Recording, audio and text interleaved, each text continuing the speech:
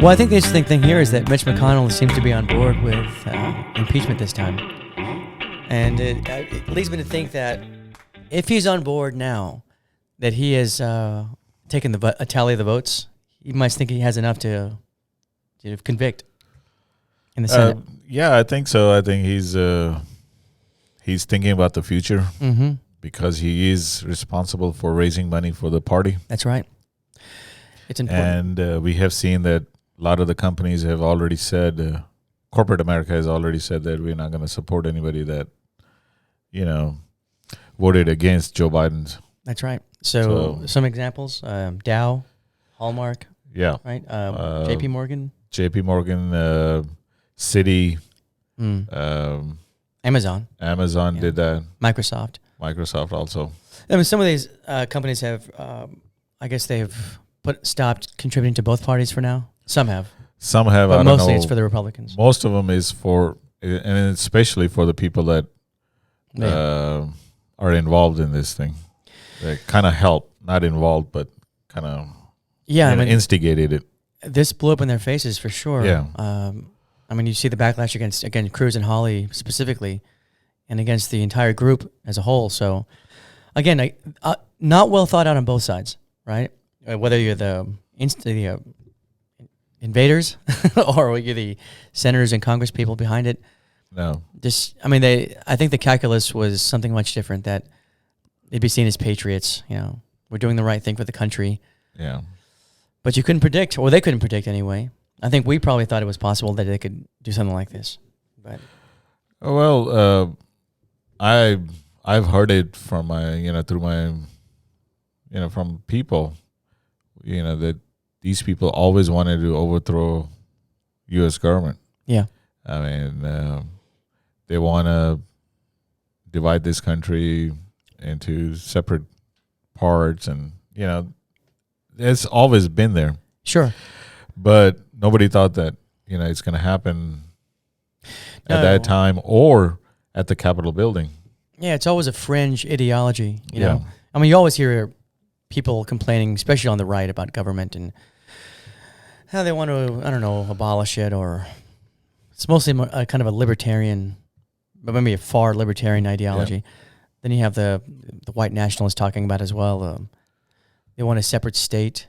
They can live together with their own people, and kind of it's in the same vein, right? It's all, can lump it all together. But yeah, they try to make it happen. Of course, they just didn't have the backing.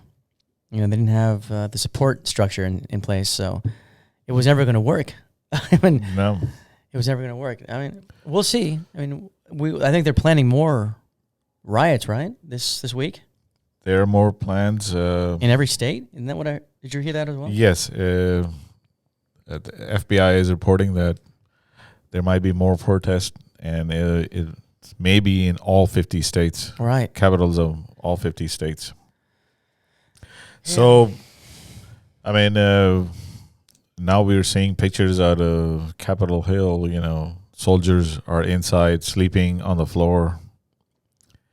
Yeah, and that's only happened twice in U.S. history. Also, when was the first time? First time was during Civil War. So, yeah, this is. I wouldn't say it's unprecedented, but it's pretty close, though. It's this should never have to happen. This shouldn't be a consideration, No. But these people are out of control. They've been indoctrinated for the past 4 or 5 years. Yeah. Into believing everything this man says. I mean, I will say, I've said it before, but I'll say it again. He started his political career this last time around by denying that Obama was born in this country, looking for evidence that he was born in Kenya.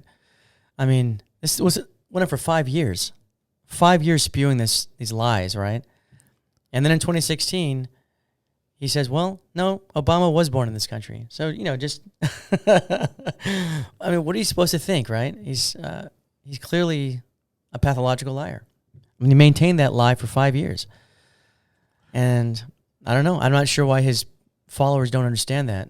That's just what he does.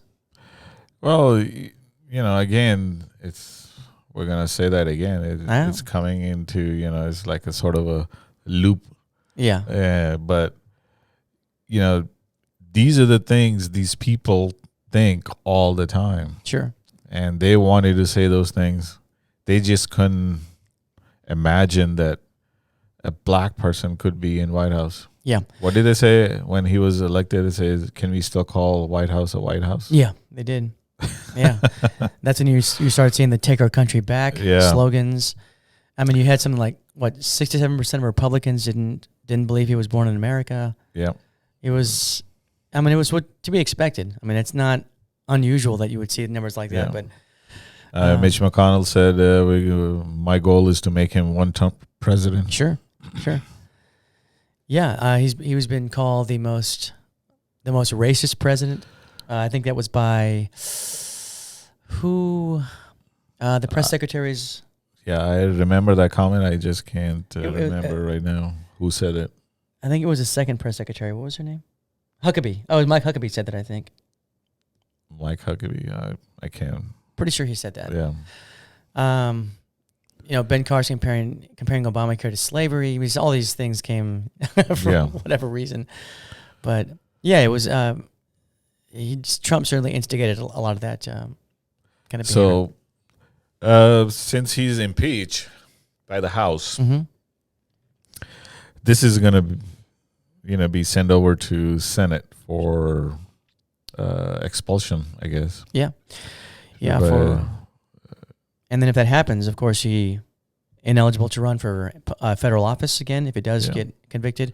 But do you think there's enough time to have a trial before he leaves office? So he may be out of office by that time. Yeah, and that's fine. You can still have the trial even though he's out of office. So there's not really any time constraints. In fact, I think some congressmen were talking about waiting maybe 100 days before they take it up because they want Biden to get off the ground, get his policies underway before they do that. Otherwise, it'll. I mean, I would be for it because it has happened before. Yeah. There was the war secretary for President Grant, William Belknap. He was impeached by the House for taking bribes, and so once what happened was he found out that he was going to get impeached, so he runs and gives his resignation, thinking that he's going to be spared. Yeah. But House impeaches him, and then it goes over to Senate, and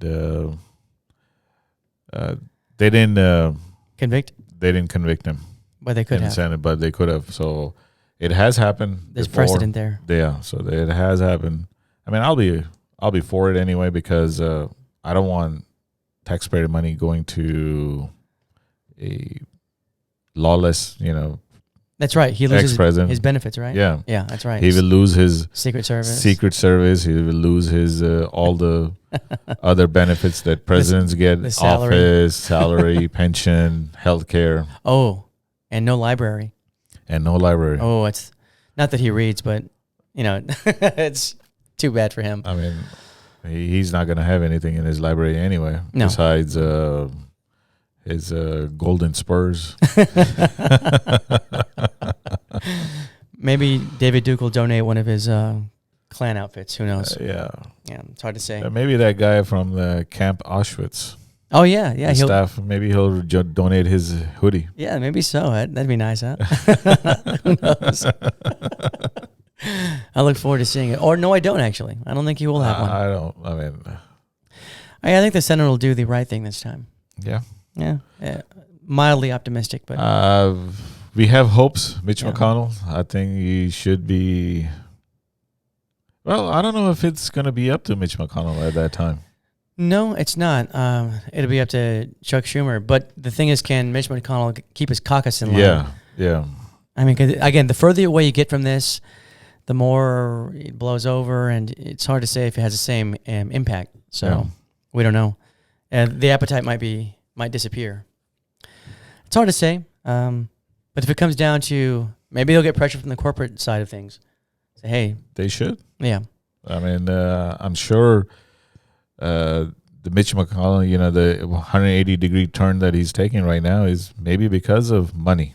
I can only imagine it is. I mean, now, I think personally, he never liked Trump to begin with.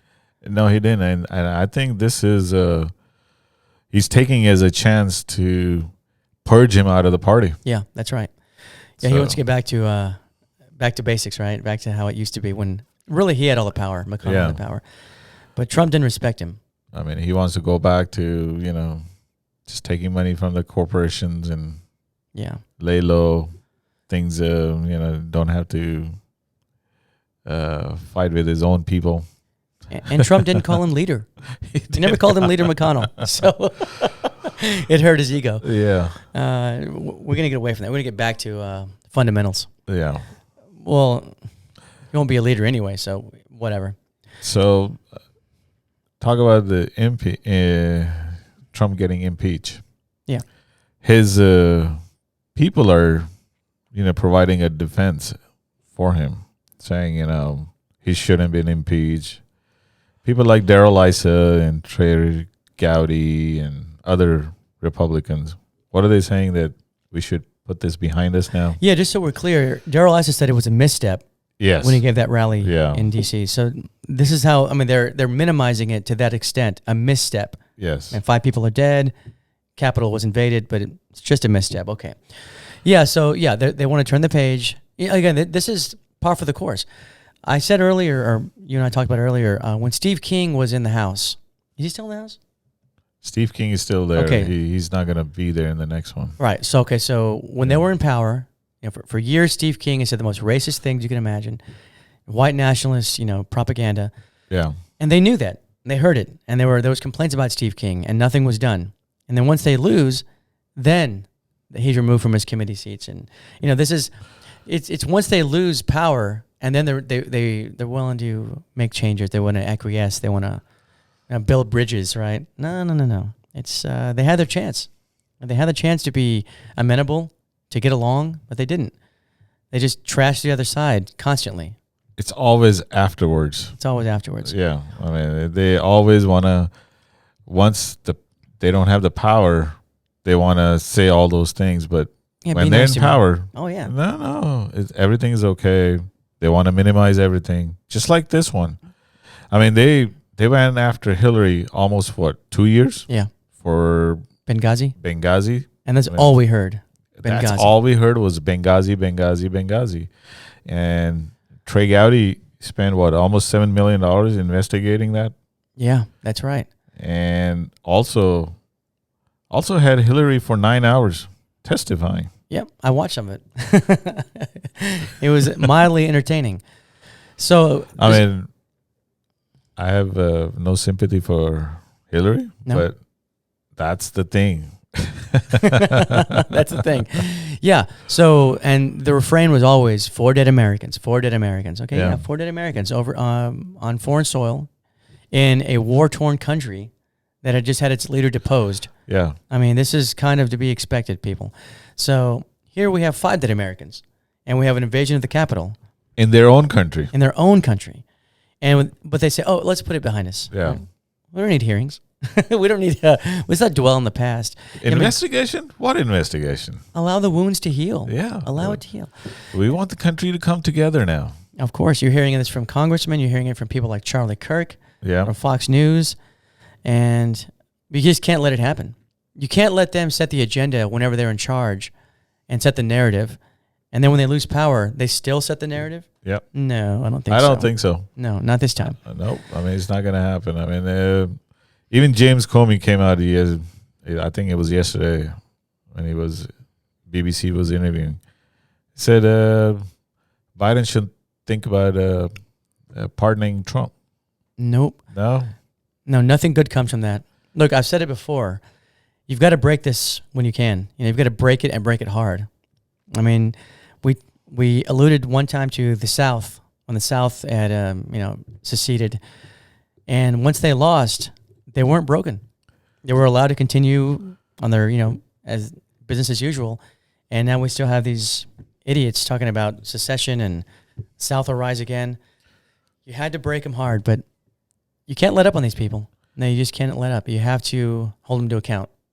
Yeah, I mean, if we have to invoke 14th Amendment for some of these Congress, We'll do it. yeah, We'll do it. we should do it. They should be prosecuted. And then they can be martyrs. And and they can die for their cause if they want to. If they want to. So, I think, let's just do it right this time. Let's set an example. And let's get back to, being critical thinkers. Not accepting. We'll talk more about that later on, about indoctrination. But yeah.